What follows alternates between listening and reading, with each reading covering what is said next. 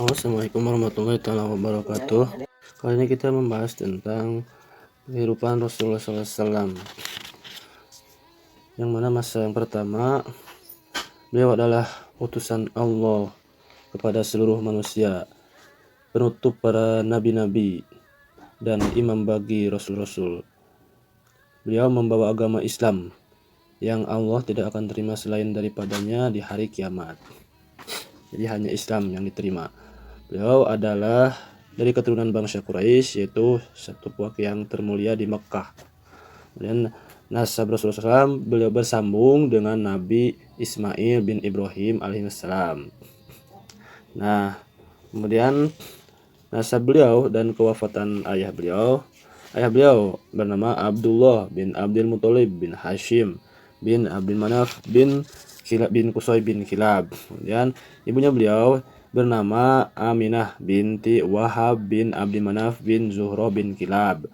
Nasab ibu dan ayah beliau bertemu di datuk beliau yang kelima, yaitu Kilab. Dan kemudian ayah beliau meninggal dunia sedangkan beliau dalam kandungan ibunya. Umur ayah beliau 18 tahun. Ditanam, dimakamkan di Madinah serta tidak meninggalkan sedikit pun harta untuk Nabi Muhammad SAW. Dan kelahiran dan penyusuan Nabi dilahirkan di Mekah pada hari Senin tanggal 12 Rabiul Awal tahun Gajah. Juga dinamakan tahun kelahiran beliau tahun Gajah karena Raja Habasyah mengirim bala tentara ke Mekah dalam tahun kelahiran beliau itu.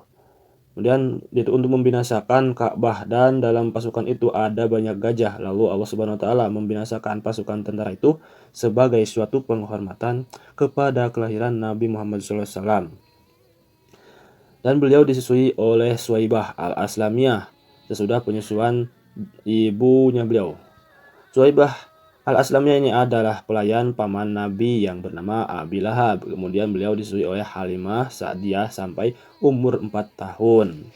Dan kematian ibu Nabi dan yang mengasuh beliau. Ibu Nabi meninggal dunia ketika Nabi berumur 6 tahun tatkala ia kembali dari Madinah. Ibu beliau pergi ke Madinah untuk ziarah kubur bapak Nabi bersama ibu beliau itu. Turutlah datuknya, yaitu Abdul Muthalib. Ibu Nabi dikuburkan di Abwa, satu desa antara Mekah dan Madinah. Kemudian lalu Nabi dijaga oleh Ummu Aiman, seorang pelayan ayah beliau. Kemudian di sini juga ada pendidikan Nabi dan kematian datuk beliau. Yang mengurus pendidikan Nabi sesudah ibunya meninggal dunia, yaitu datuknya yang bernama Abdul Muthalib. Abdul Muthalib cinta kepada Nabi lebih daripada cintanya kepada anak-anaknya sendiri. Ketika umur Nabi 8 tahun meninggallah datuknya itu. Sesudah ia menanggung pemeliharaan Nabi selama 2 tahun. Jadi kakeknya itu menanggung memelihara menjaga 2 tahun. Sesudah datuk Nabi ini meninggal dunia, pemeliharaan terhadap Nabi ditanggung oleh pamannya, itu bernama Abu Thalib. Ummu Aiman itu turut bersama ibu Nabi dan dialah yang membawa Nabi kembali ke Mekah. Kemudian Abdul Muthalib seorang miskin, lalu Allah luaskan rezekinya. Nabi dalam masa tanggungan paman beliau ini merasa cukup dengan apa-apa yang Allah bagikan kepada beliau dan memudahkan baginya. Dan di sini Nabi mengembala kambing dan pelayaran ke negeri Syam. Nabi Muhammad SAW ketika kecil suka mengembala kambing orang-orang Mekah dengan suatu upah yang beliau bisa hidup dengannya. Tatkala sampai umur 9 tahun, ada juga yang berkata 13 tahun, Nabi berlayar ke Syam bersama paman beliau yang bernama Abu Thalib dengan membawa dagangan. Kemudian tatkala sampai di suatu tempat yang bernama Busro, seorang pendeta bernama Buhairo melihat Nabi. Lalu pendeta ini memberitahu kepada pamannya bahwa beliau akan menjadi nabi yang terakhir dari antara nabi-nabi. Nah, kemudian pendeta itu meminta kepada pamannya supaya pergi membawa Nabi karena takut kepada musuh yang menanti-nanti beliau. Pendeta itu menetapkan kenabian Nabi Muhammad SAW itu dari alamat-alamat yang tersebut dalam kitab-kitab ahli kitab. Pelayaran Nabi yang kedua kalinya ke Syam ketika umur 25 tahun, Nabi Muhammad SAW berlayar kedua kalinya ke negeri Syam, membawa dagangan Siti Khadijah. Khadijah seorang perempuan yang mulia lagi berharta, ia mengupah orang laki-laki dalam menjalankan hartanya. Siti Khadijah memilih Nabi untuk pekerjaan itu karena ia pernah mendengar tentang kebenaran Nabi Muhammad SAW, tentang amanat-amanatnya, dan tentang akhlak-akhlak beliau yang mulia. Pelayaran Siti Khadijah bernama Maisyarah ikut bersama Nabi. Kedua-duanya berjual beli dan kembali dengan membawa keuntungan yang sangat besar. Pendeta Nasturo melihat Nabi dalam pelayaran ini sehingga dikenal bahwa beliau adalah Nabi yang dinanti-nanti. Perkawinan Nabi dengan Siti Khadijah. Sesudah 2 bulan sekembalinya Nabi dari pelayarannya yang kedua kali, lalu Nabi nikah dengan Siti Khadijah. Kemudian Khadijah lah yang meminang Nabi. Di waktu itu Khadijah berumur 40 tahun, sedangkan Nabi berumur 25 tahun. Sebelum kawin dengan Nabi, Khadijah kawin dengan Abu Halah. Abi Halah suami ini meninggal dunia dan ada meninggalkan seorang anak laki-laki bernama Halah. Namanya juga ini ada yang berkata namanya Hindun.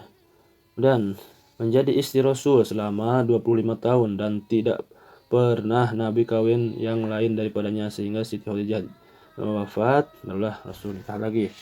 Kemudian putusan Nabi antara kaum Quraisy tentang peletakan Hajar Aswad. Waktu Nabi berumur 35 tahun, kaum Quraisy menurunkan Ka'bah dan memperbaruinya pembangunannya. Nabi Muhammad SAW menolong mereka dalam mendirikan Ka'bah itu. Kemudian Nabi mengangkat batu-batu bersama pemuka-pemuka Quraisy dan pamannya yang bernama Abbas beserta beliau. Orang-orang Quraisy, kaum Quraisy berselisih tentang siapa yang harus meruntuhkan Hajar Aswad di tempatnya, menaruhkan Hajar Aswad di tempatnya. Kemudian mereka sepakat bahwa perdamaiannya ia yang pertama masuk ke Masjidil Haram. Nah, maka Rasulullah SAW yang pertama kali masuk itu ke masjid itu, karena itu barang siapa yang pertama kali pagi-pagi masuk ke masjid, nah itulah. Lalu kaum Quraisy bergembira dengan mereka, berkata, kami ridho kepada orang yang kepercayaan ini. Maka Nabi letakkan batu itu di satu kain selendang dan beliau meminta dari tiap-tiap ketua Quraisy supaya masing-masing memegang ujung selendang itu. Kemudian Nabi menyuruh mereka mengangkat batu tadi. Tatkala mereka sampaikan dia di tempatnya, Rasulullah mengambil batu itu dengan tangan beliau sendiri dan meletakkan di tempatnya dengan tangan beliau sendiri. Dengan beginilah hilanglah perselisihan dalam penetapan urusan ilmu urusan itu. Serta kaum Quraisy takjub akan kecerdasan pikiran Nabi. Jadi semuanya ikut mewakili.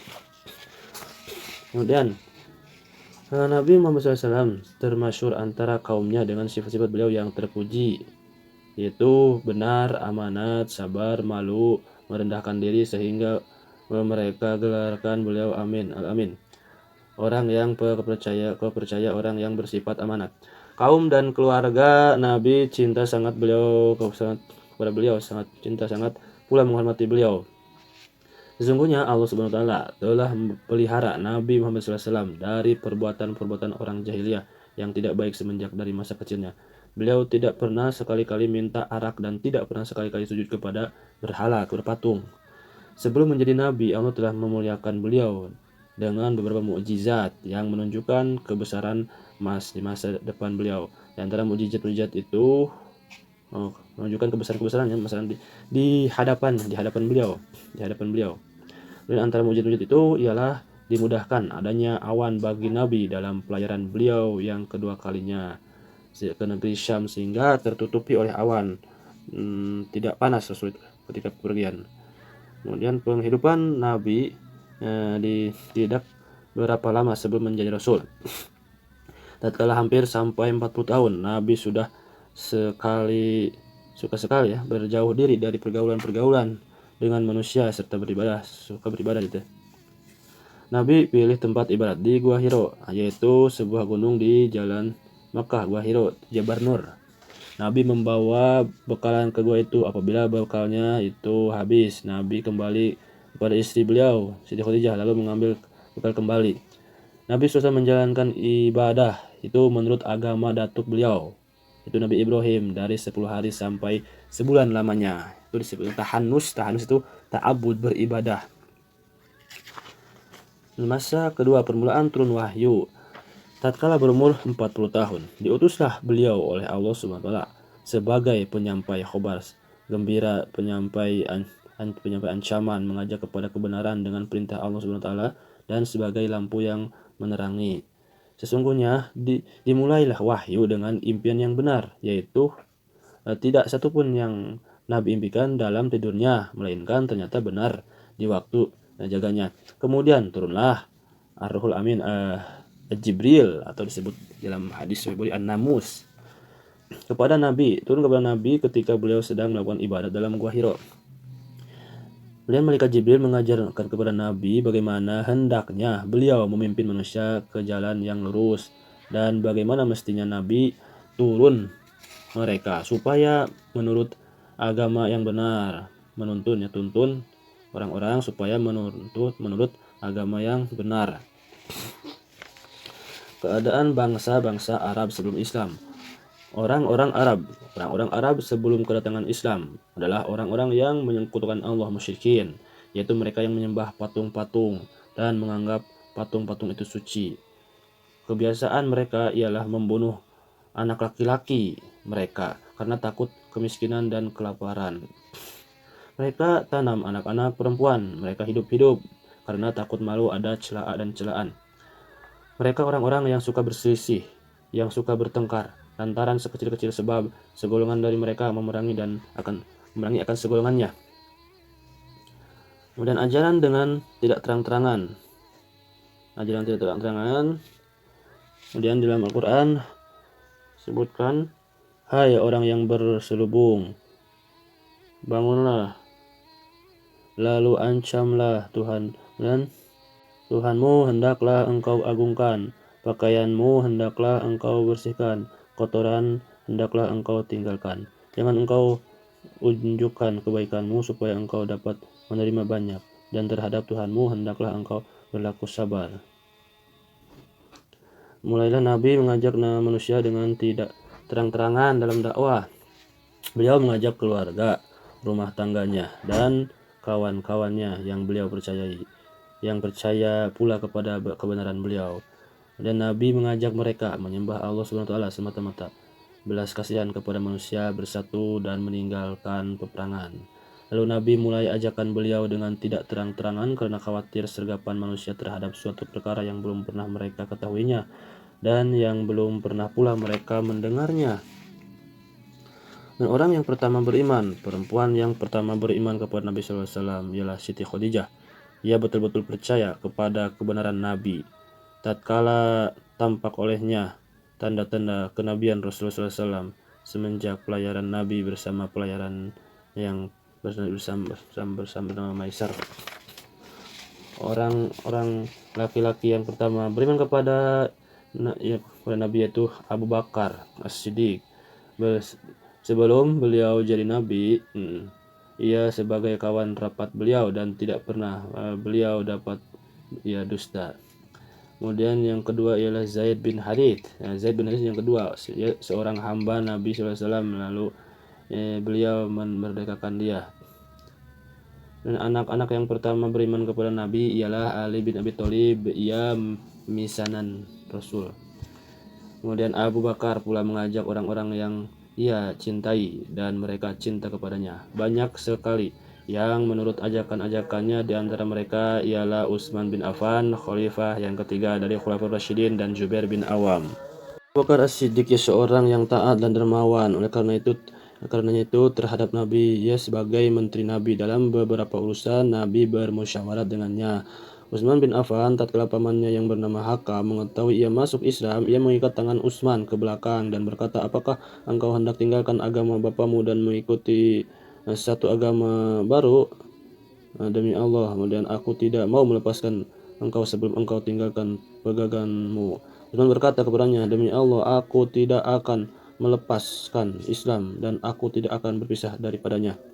Ketika pamannya mengetahui kekerasannya, ia ditinggalkannya. Diceritakan bahwa pamannya itu melepaskan asap padanya sedang ia di dalam keadaan terikat supaya Utsman kembali ke sembahan patung-patung berhala, tetapi Allah teguhkan pendiriannya.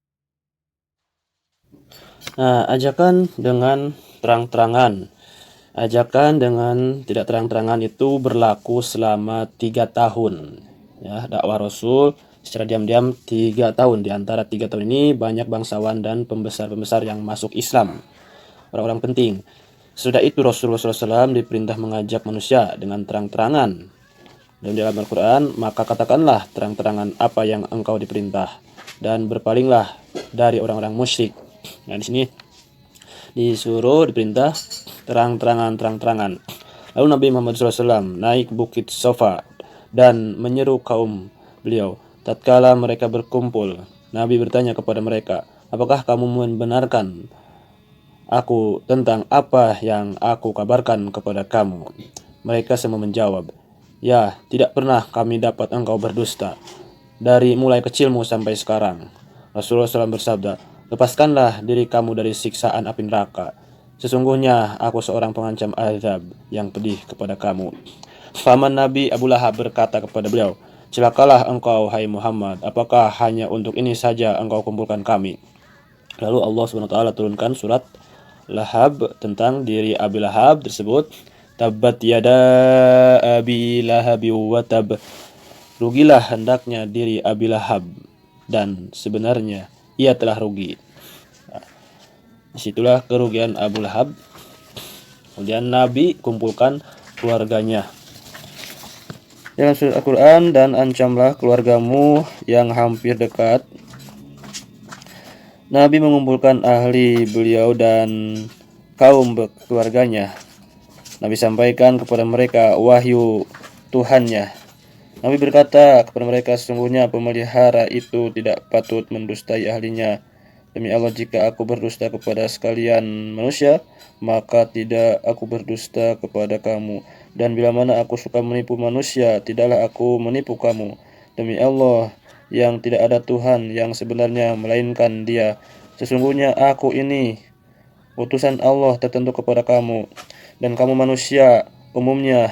Demi Allah, sesungguhnya kamu sekalian akan mati sebagaimana kamu tidur, dan kamu akan dibangkitkan sebagaimana kamu jaga, dan sesungguhnya kamu akan dihisab menurut apa yang kamu kerjakan, dan akan dibalas kebaikan kamu dengan kebaikan dan kejahatan dengan kejahatan, dan sesungguhnya balasan itu ya surga selama-lamanya atau neraka selama-lamanya.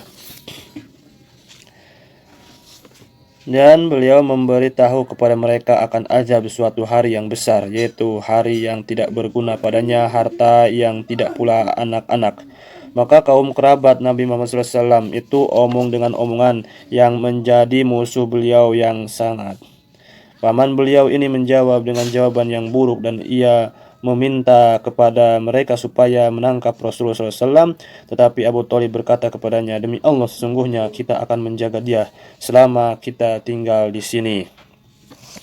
Kemudian panas hati kaum Quraisy kepada Nabi Muhammad SAW. Kecintaan kaum Quraisy kepada Nabi bertukar menjadi kebencian. Kedekatan mereka kepada beliau menjadi jauh. Kebenaran Nabi menjadi dusta, dan amal pekerjaan Rasulullah SAW menjadi ejekan. Yang demikian itu terjadi semenjak Nabi mengajak mereka menyembah kepada Allah, mencela Tuhan-Tuhan mereka, dan menyesatkan tiap-tiap orang yang menyembah akan berhala-hala itu. Nah, di sini orang-orang mulai tidak menerima dakwah Nabi. Mereka pergi kepada paman Nabi dan meminta kepadanya supaya ia melarang Nabi mencela Tuhan-Tuhan mereka dan menyesatkan bapak-bapak mereka. Jadi Nabi ini dituduh mencela. Tidak ada Nabi sesatkan bapak-bapak mereka, dan tidak Nabi gambarkan mereka bodoh dan tidak terpimpin, melainkan sesudah mereka berpegang kepada keterangan dari taklid mereka. Berfirman di dalam Quran, berfirman, dan apabila dikatakan kepada mereka, ikutlah apa yang Allah telah turunkan, mereka menjawab, tidak, kami akan mengikuti apa yang kami dapati bapak-bapak kami kerjakannya. Apakah mereka akan turut walaupun bapak-bapak mereka itu tidak menggunakan akal dan tidak terpimpin? Demi Allah, hai pamanku, kalau mereka taruh matahari di tangan kananku dan bulan di tangan kiriku dengan syarat-syarat aku tinggalkan urusan ini, aku tidak akan bekerjakan sehingga Allah menangkan dia atau aku binasa karenanya. Nah ini mah, kalau ini Nabi berkata, yang tadi orang Quraisy. Nah ini di dalam Sirah Nabawi ini. Kemudian paman Nabi menjawab permintaan mereka itu dengan suatu jawaban yang baik, sedang Rasulullah SAW tetap menyiarkan agama dan meninggalkan kalimah kebenaran dan meninggikan kalimah kebenaran. Dan kedatangan Quraisy kedua kali kepada Abi Thalib. Tatkala kaum Quraisy melihat Nabi SAW terhadap dalam menyiarkan ajakan-ajakan beliau dan melihat pembelaan paman Nabi kepada beliau, pergilah mereka yang kedua kalinya kepada paman Nabi itu. Dan berkata mereka itu kepada paman Nabi, kami tidak bisa sabar atas makian kepada bapak kami dan membodohkan kami dan mencela berhala-berhala kami. Hendaklah engkau melarang anak keponakanmu atau engkau izinkan kami menengah dia. Rasulullah SAW dipanggil oleh paman beliau dan ia minta supaya Nabi berhenti dari ajakannya karena takut gangguan Quraisy atas beliau. Tetapi Rasulullah SAW enggan. Nabi berkata, demi Allah, sekali-kali aku tidak akan meninggalkan urusan ini sehingga Allah menangkan dia atau sehingga aku binasakan karenanya. Pamannya berkata kepada beliau, pergilah dan katakanlah apa yang engkau suka. Demi Allah, aku tidak akan menyerahkan engkau selama-lamanya. Dan di sini Nabi berkata, demi Allah, hai pamanku, kalau mereka taruh matahari di tangan kananku dan bulan di tangan kiriku dengan syarat supaya aku tinggalkan urusan ini, aku tidak akan kerjakan sehingga Allah menangkan dia atau aku binasakan karenanya. Kedatangan kaum Quraisy yang ketiga kalinya kepada Abi Thalib. Tatkala kaum Quraisy melihat bahwa Abi Thalib tidak mau menengah anak saudaranya, pergilah mereka kepadanya dengan Umarah bin Walid. Mereka berkata, ambillah anak muda ini sebagai anakmu dan serahkan kepada kami keponakanmu untuk kami bunuh dia. Paman Nabi berkata kepada mereka, alangkah buruknya permintaan kamu. Patutkah kamu memberikan kepadaku anak kamu untuk aku mendidik dia, tetapi aku memberikan kepada kamu anakku untuk kamu bunuh dia. Lalu mereka kembali dengan hampa tangan sedangkan Rasulullah SAW tetap terus menyiarkan Islam serta pamannya membela beliau. Gangguan orang-orang Quraisy, kaum Quraisy kepada Rasulullah SAW. Mulailah kaum Quraisy mengganggu Rasul dan mengejek beliau, terutama sekali ketika Nabi pergi sembahyang. Sesudah mereka melihat Nabi terus tetapi dalam ajakan beliau dan melihat pembelaan paman Nabi kepada beliau adalah Rasulullah SAW menghadapi mereka dengan sifat tidak lekas marah, sabar, lembut dan suka memaafkan. Orang yang sangat mengganggu Nabi adalah Abu Jahal. Sebagaimana dari gangguannya. Kemudian Abu Jahal, kemudian Abu Lahab, Uqbah bin Abi Mu'aid dan Walid bin Mughirah. Kemudian sini sebagaimana dari gangguan Abu Jahal. Pada suatu masa ia melihat Rasulullah SAW sembahyang, lalu ia melarang beliau sehingga Nabi beromong kasar kepadanya dan menggertak dia. Maka ia berkata, apakah engkau hendak menggertak aku, padahal aku seorang yang banyak berharta? Lalu Allah turunkan ayat sebagian ancaman kepadanya. Janganlah begitu, jika ia tidak berhenti, niscaya kami akan tarik jambulnya. Jambul yang dusta lagi durhaka, maka biarlah ia panggil kaumnya, nanti kami akan panggil bala tentara kami. Ingatlah, jangan engkau turut dia, tetapi hendaklah engkau tunduk dan menyembah Allah. Kemudian yang kedua itu Abu Lahab. Ia pernah meletakkan kotoran di pintu rumah Rasul. Sebagian dari gangguannya yaitu ia melihat pada satu waktu Nabi sedang sembahyang, lalu ia cekik Nabi dengan keras.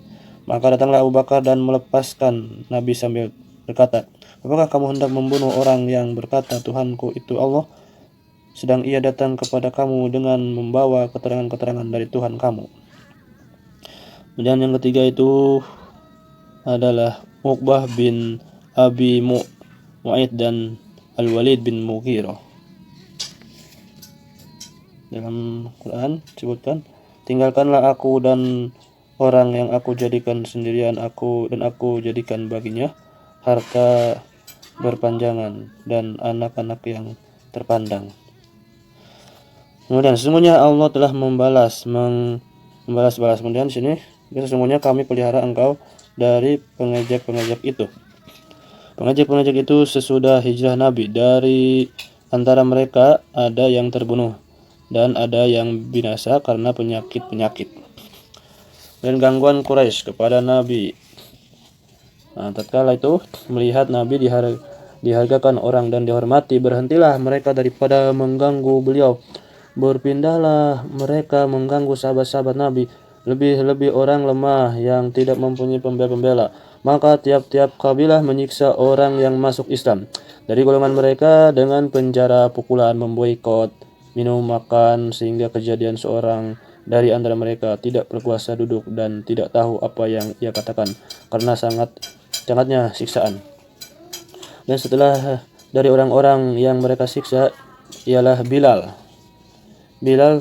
tuannya yang bernama Umayyah mengikat lehernya dengan tali dan diserahkannya kepada anak-anak yang memainkannya. Tetapi Bilal berkata, Allah yang satu. Umayyah bahwa dia ke batu-batu kecil yang sangat keras, yang mana kalau diletakkan di atasnya sepotong daging, tentu masaklah daging itu. Kemudian ia suruh membawa batu besar, lalu letakkannya di atas dada Bilal. Lalu ia berkata kepada Bilal, engkau akan tetap begini sehingga engkau mati, atau engkau tidak percaya Muhammad. Tetapi Bilal tetap saja segitu, sehingga Abu Bakar membeli dia dan memerdekakannya.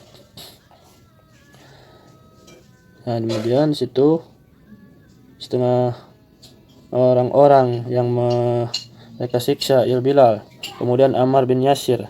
Mereka menyiksa dia dengan api hingga mati, sedang bapak Ammar dan ibunya tetap disiksa.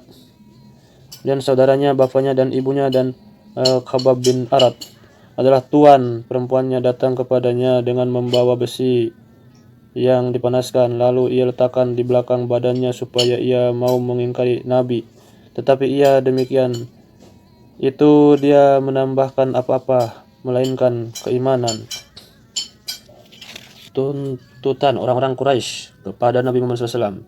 Kaum Quraisy dapat bahwa gangguan mereka itu tidak memberi hasil, bahkan menambahkan keimanan dan keyakinan orang-orang Islam. Pergilah mereka pada Rasul. Mereka pergi. Sebelum mereka pergi kepada Nabi, mereka utus terlebih dahulu Uqbah bin Walid kepada beliau. Ia pergi dan berkata kepada Rasulullah SAW, hai anak saudaraku, sesungguhnya engkau dari golongan kita, sebagaimana yang engkau ketahui adalah dari orang-orang yang berketurunan baik-baik dan tetapi engkau telah membawa satu urusan yang besar kepada kaummu.